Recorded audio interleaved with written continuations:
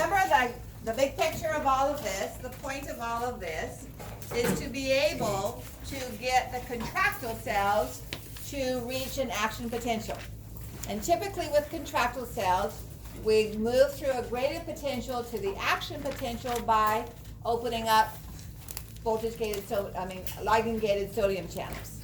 Here we don't need a ligand, all right? So these autorhythmic cells are taking the place of whatever is needed to initiate the threshold for our contractile cells. And that's done by this. As soon as this fires an action potential, that's going to reach the threshold of our contractile cells. Okay, so that's automatically taken care of by the sensitivity level of the contractile cells' voltage-gated channels. So, in the silent atrial node, this is going to happen 100 times a minute on average. All right? We modify that. We make it slower with the vagus nerve, or we make it faster with sympathetic nerve. So we'll look at that next after we review this first component. So we constantly have ions moving across the cell membrane. No resting membrane potential. This is the only cell in the body we talk about that doesn't have, it has any kind of changes. Not every cell has one. But if it has any kind of changes, we have no resting membrane potential. So we have our repolarization occurring from our previous action potential via voltage-gated potassium channel. So in our autorhythmic cells, positive ions are leaving the cell and making the inside more negative. Those positive ions are potassium, okay?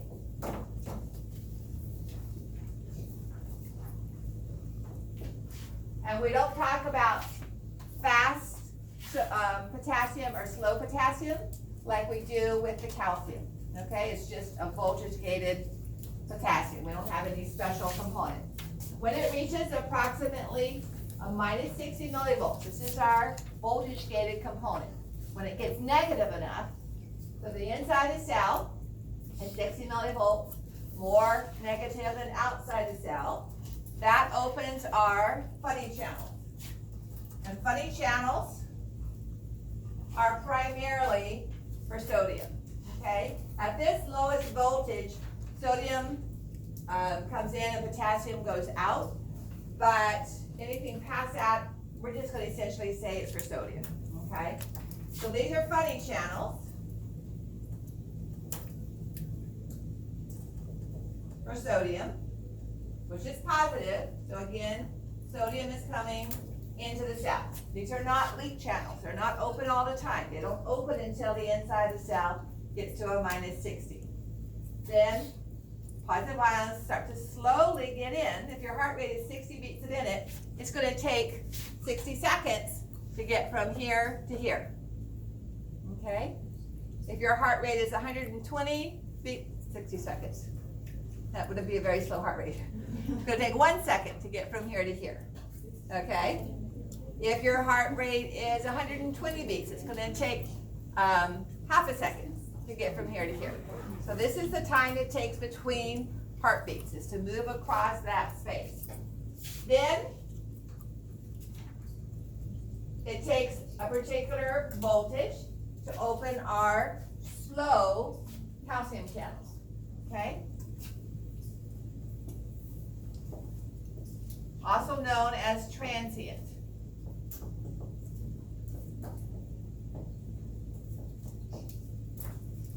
Actually, transient is probably, I'll put slow in parentheses because we see slow when we talk about our contractile cells. Transient is probably a more common. And then we open our fast calcium, all right? You can see how fast they work. So these are voltage gated. And they act like the voltage-gated sodium of our neuron and our skeletal muscle cell, and as we'll see, of our cardiac contractile cells. So this is the only place where we see calcium creating an action potential, is in the autorhythmic cells. Okay. Then, I don't know what color I used previously. Let me change this one to a green so it looks different. Then voltage-gated sodium open. And potassium is leaving the cell. That's why it's becoming more negative, because potassium is going out. Now obviously the cell has to replace this. It has to move the calcium out and the potassium back in again, okay? But that occurs, we don't see any hyperpolarization period. So that recovery is being masked by these other changes. So, a good idea, because you will see questions on the quiz and on the exams, where I illustrate a particular membrane potential, like you see up here, and I might ask you, is this in a neuron, is this in skeletal muscle, is this in contractile cardiac muscle, is this in cardiac autorhythmic cells? I might ask you, is this a graded potential or an action potential?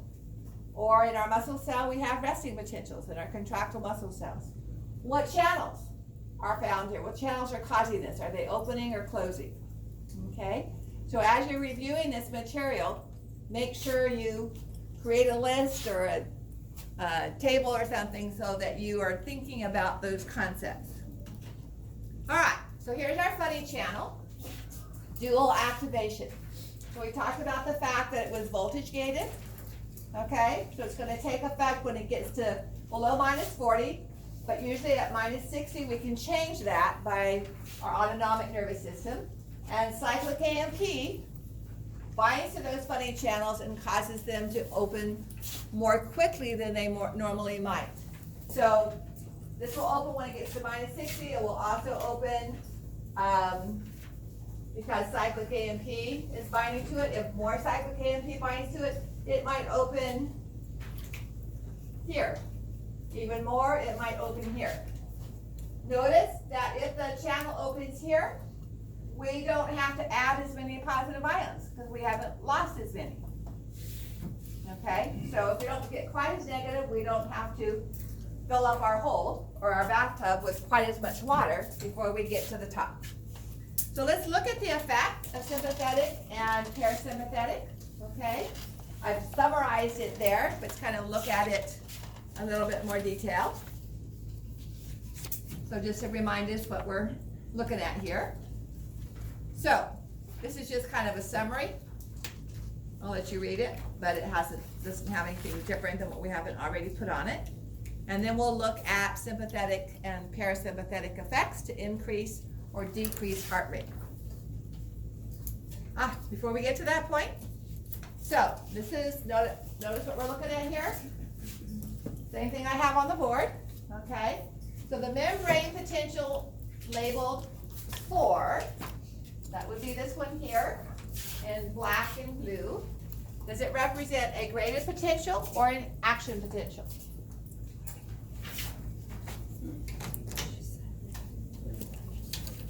Yeah, I did just say it. But look at what's happening. Remember, graded potentials can be changed in their slope. They can be steeper or more shallow. They can be larger or smaller. Voltage gated channels always open the same amount, the all or none response. You may remember from Bio 430. And you have a 50-50 if you need to guess.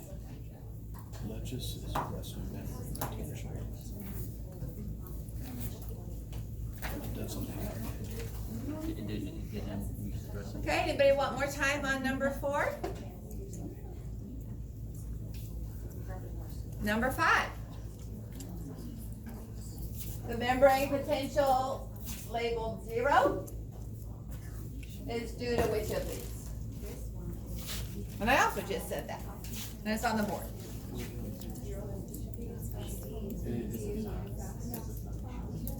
If you can interpret my diagram.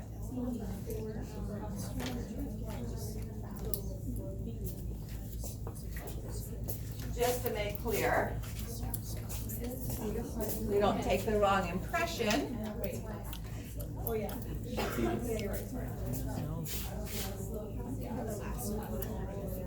Oh my God. So for the last one. What does that say? Past calcium or post calcium? Fast. Fast calcium. Oh, it's fast calcium.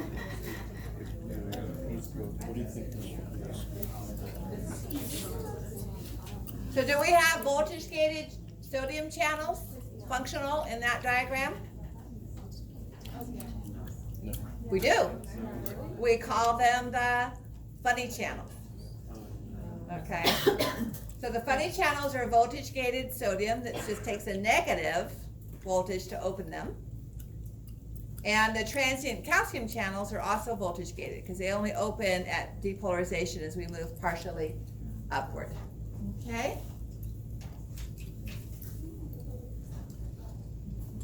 This looks like a ton of information, and it is. But is everything already set? Okay?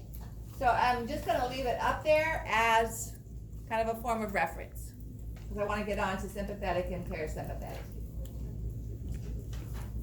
Long-lasting, the calcium is also called a long-lasting channel as well as a fast, okay? But most of the time I refer to it as fast. All right, so here we have norepinephrine. We've seen this diagram before as an illustration of metabotropic channels. It's binding to its receptor.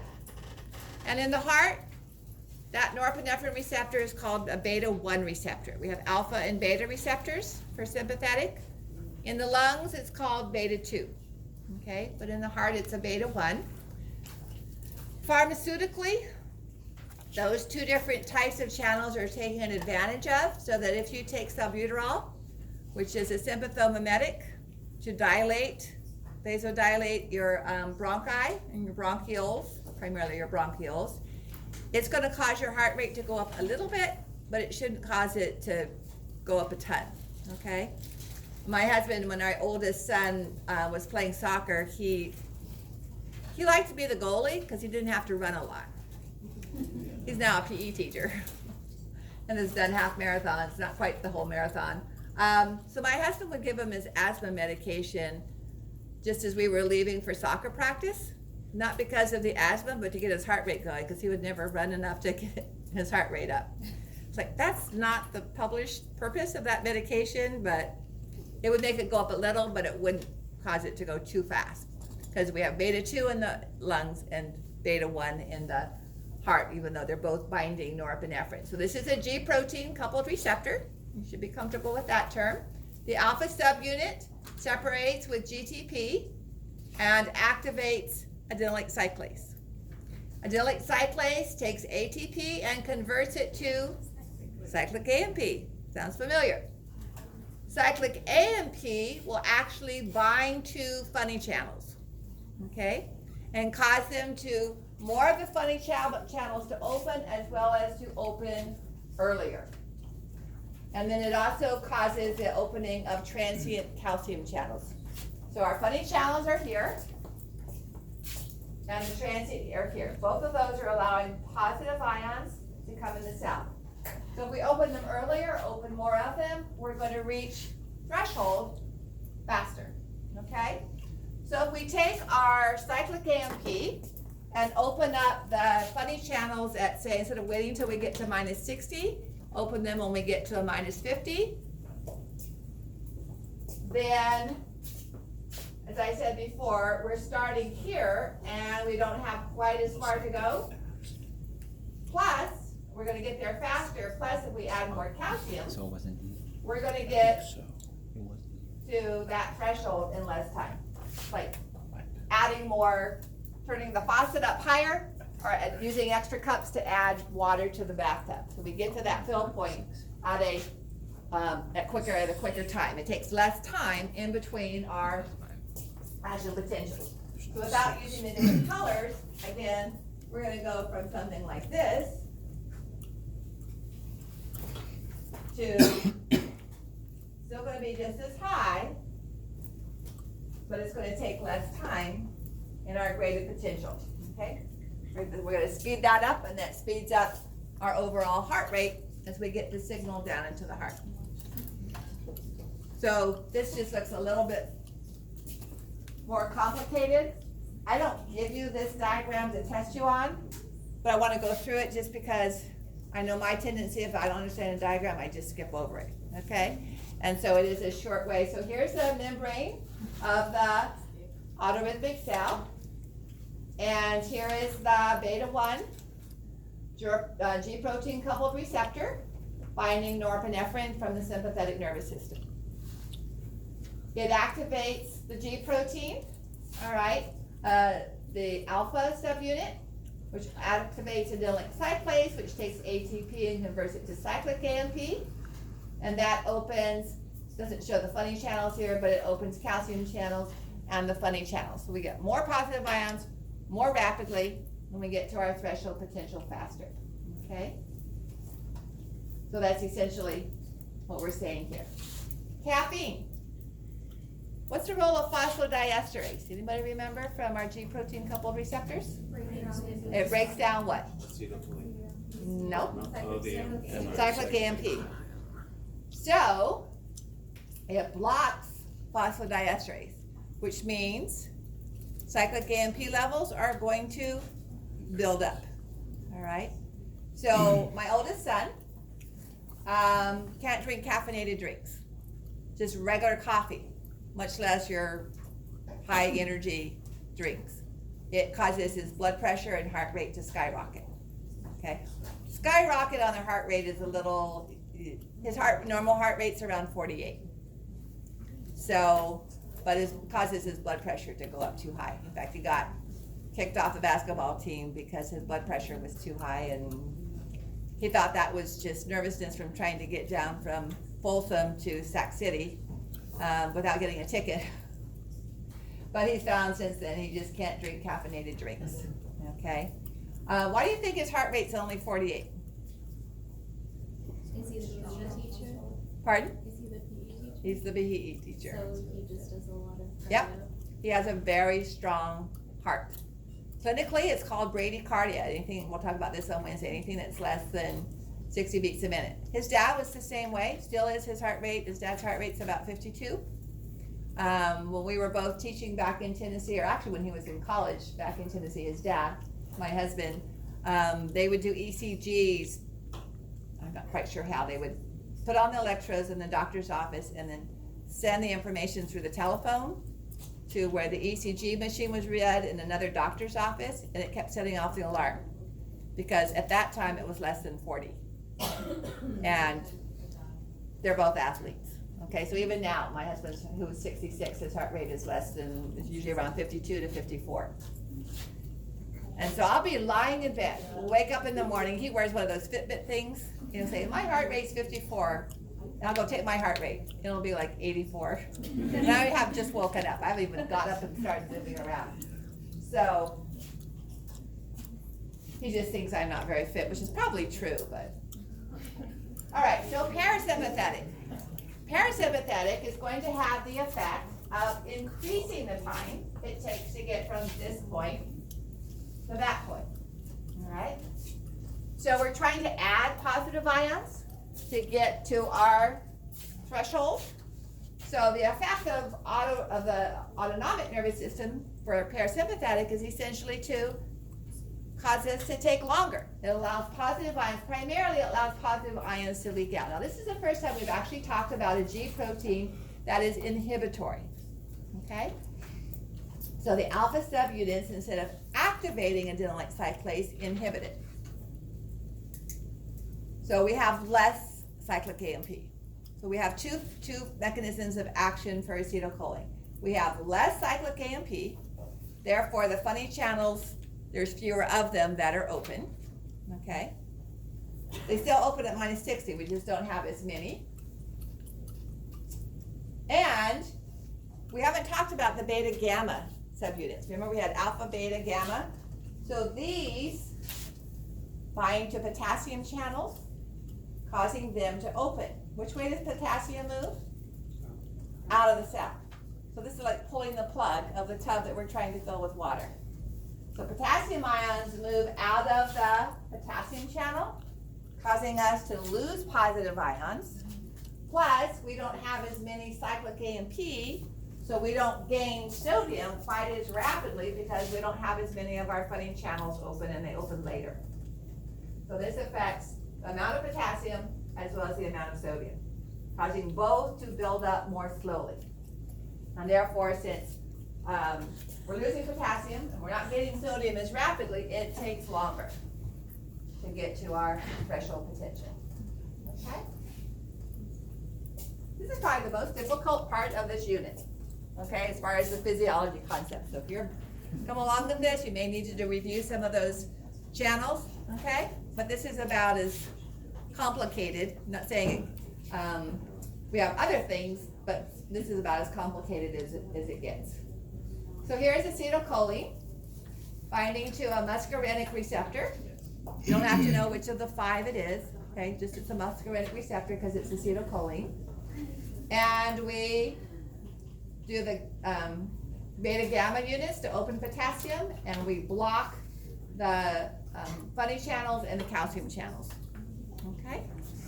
So just think of what the purpose is, and that should help you figure out which way the things are moving.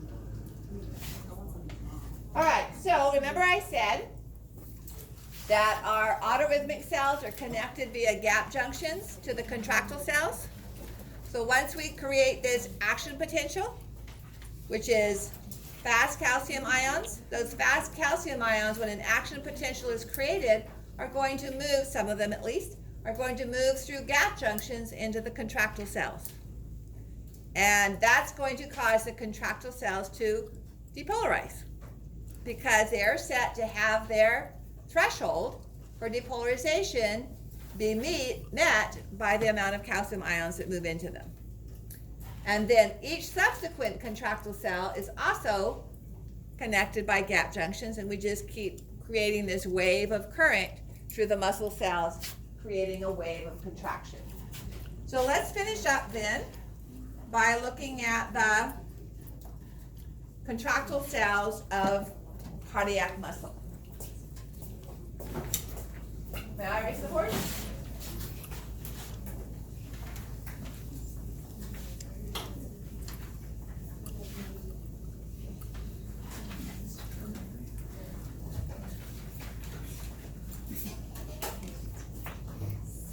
So resting membrane potential of about minus 90, a little bit more negative than our skeletal muscles and neurons, which are around between minus 70 and minus 55.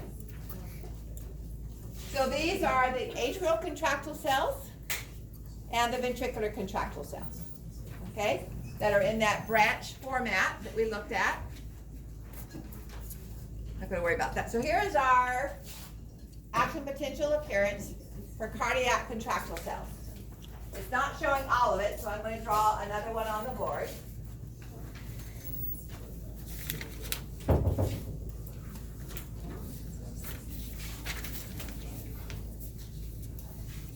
Do we have a resting membrane potential? Yes.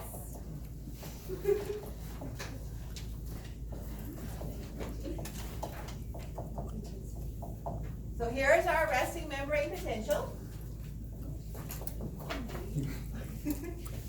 And it is caused by all the same components that we described at the beginning of lecture tonight.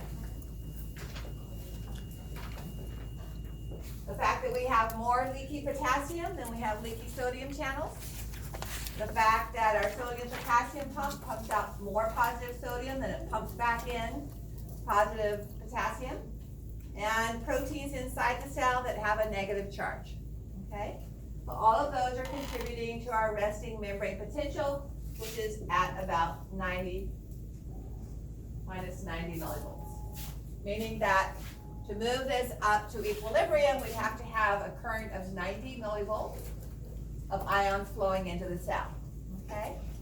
So what's going to cause this depolarization right here? Sodium inflow. This is our very first, our most proximal atrial contractile cell is going to be calcium ions coming into the cell from our autorhythmic cells. After that is going to be sodium, okay? We don't see a graded potential because we reach that very, very rapidly, but there is a graded potential here since we automatically reach it because of the ions coming into the cell via the gap junction. So This is what we're used to, voltage gated sodium cells. This whole thing is an action potential, all right?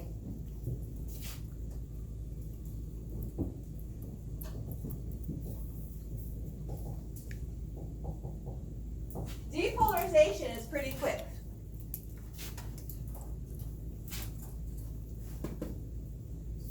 Takes us a while to repolarize, okay?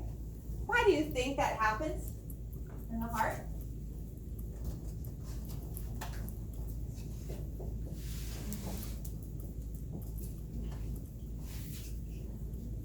Anybody remember what tetany is? So when we did skeletal muscle contraction, and this is contraction, not a ECG, not a action potential, and the skeletal muscle started to contract, and we stimulated again with the same force. So it relaxes, and then we stimulate it again with the same force, and then we stimulate it again with the same force. And if we do that faster and faster and faster, we go into, well, this is incomplete versus complete tetany. Now, if we stimulated it during the depolarization, would anything happen? Or even repolarization? So here's the action potential of the skeletal muscle. Do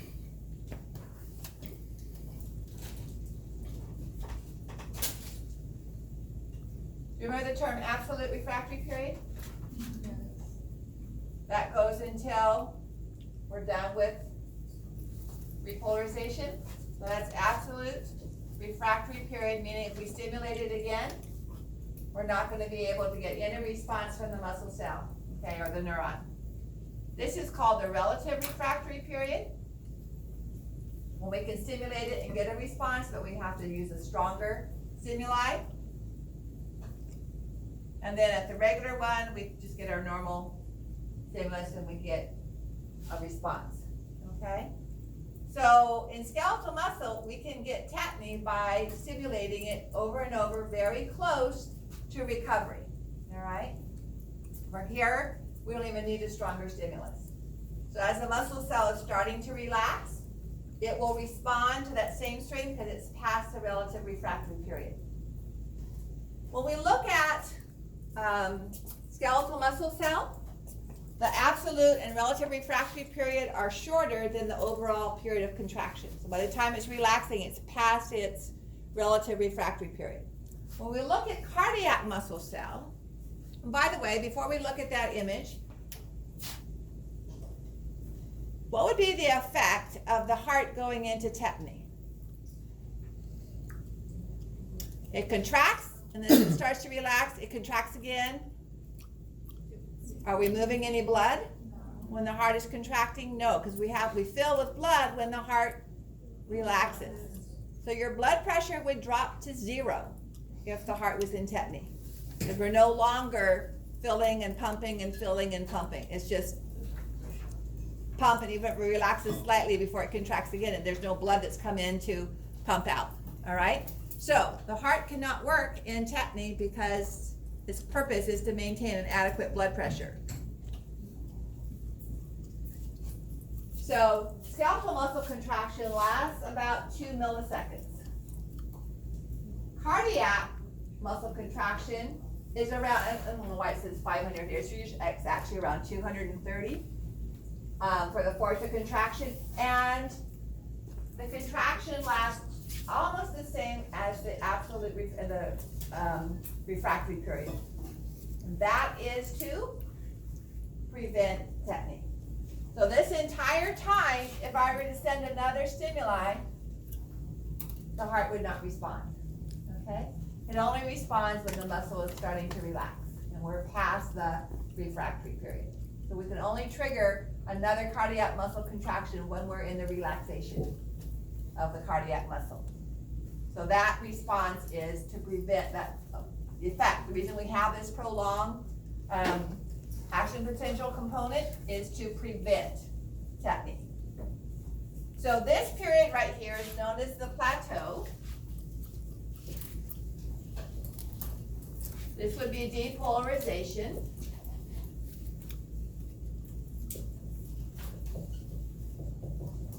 And we are essentially repolarizing here, but it's taking so long, that's why we call it the plateau. And then we have a more rapid repolarization here.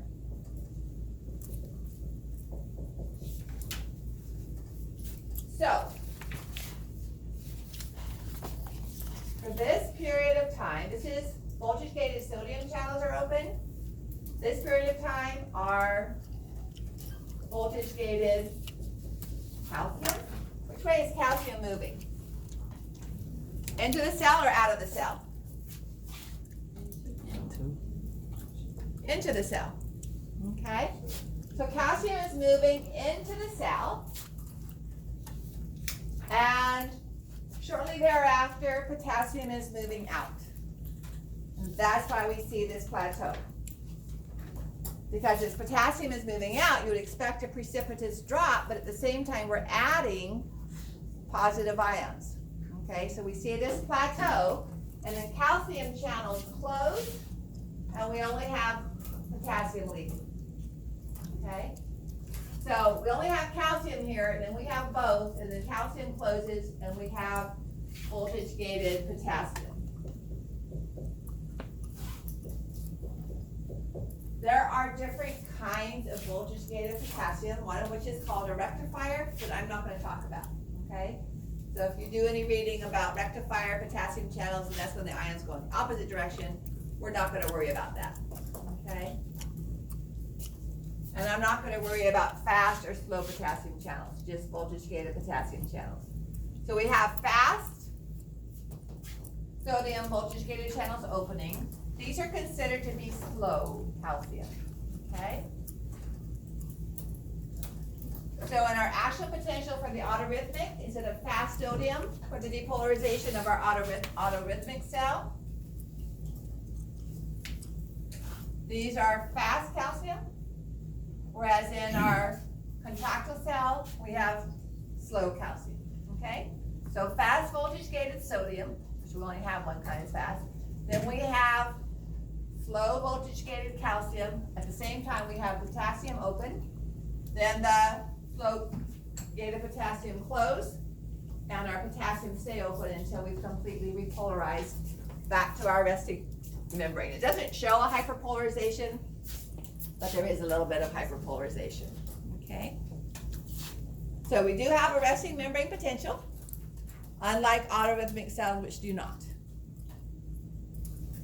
We have calcium, but in the case of autorhythmic cells, that was our depolarization. In the case of cardiac contractile, it slows down our repolarization, okay?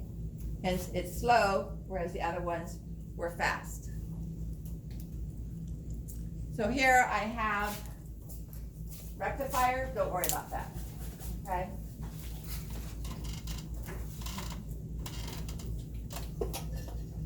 And this is just kind of summarizing what's going on here with the contraction one, so I want to get to here. We're in the contractile cell.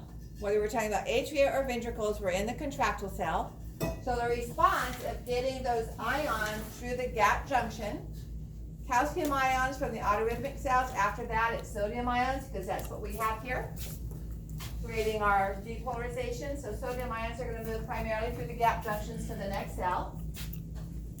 Instead of having acetylcholine binding directly to the cell, causing sodium channels to open, they get their sodium ions through the gap junctions, okay? Because we don't have a direct nerve ending interaction here. But then, another thing is different. That causes calcium channels in the cardiac muscle cell to open as well. We don't have calcium channels in the plasma membrane of our skeletal muscle, okay? So we're adding calcium ions from outside the cell to the calcium ions that are in the sarcoplasmic reticulum. We have an extra source of calcium ions, and those calcium ions do the same thing. They bind to troponin, which moves it aside. Tropomyosin moves deeper into the groove. Myosin binds to actin and pulls and shortens the length of the overlapping myosin and actin. Okay? So that effect, once we actually get to actin and myosin, is the same as we see for skeletal muscle, because they're organized like skeletal muscle is. So all of these things that you see in the steps along here are the same as we saw for skeletal muscle. Now, what would be changing the response of having acetylcholine or norepinephrine attached to receptors on our contractile cells? On our autorhythmic cells, having norepinephrine bind speeded up the rate of action potentials, and acetylcholine slowed the rate of action potentials.